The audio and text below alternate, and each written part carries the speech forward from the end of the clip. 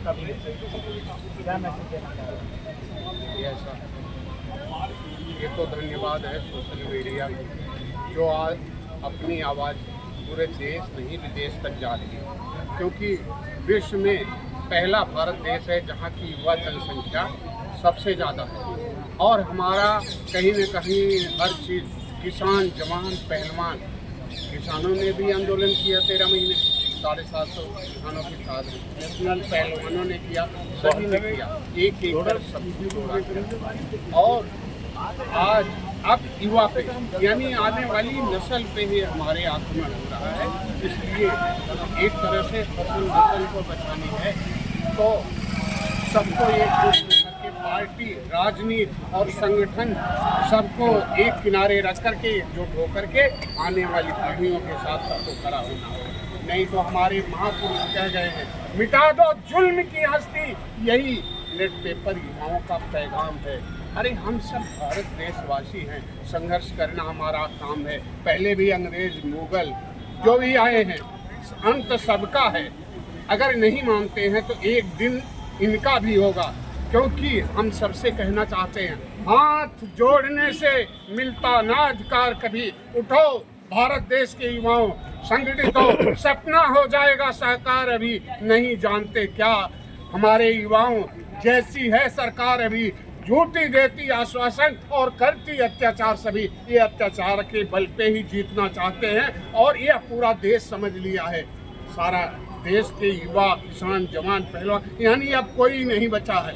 अगर इन बच्चों के साथ पूरा संगठन समाज नहीं खड़ा हुआ तो आने वाली पीढ़ियां तुम्हें माफ नहीं करेंगे। और यह 20 तारीख को जो हुआ है, पिछले जितने आंदोलन हुए हैं, चाहे अन्ना का रहा, चाहे पिछले जयप्रकाश का रहा, सभी आंदोलनों को फेल कर गया। पूरा दिल्ली में युवा युवा ही दिखाई दिए, लेकिन ये हाथ जोड़ के चल रहे थे। कहीं न कहीं हमारे प्रशासन दबाव में, क्योंकि किसान उन्हीं के बेटे जवान, आज उन्हीं को आपस में लड़ाया जा रहा है। समझने में कितनी देर करोगे? और नहीं समझ रहे हो ना, तो आने वाले समय में तुम्हें कोई पूछेगा नहीं।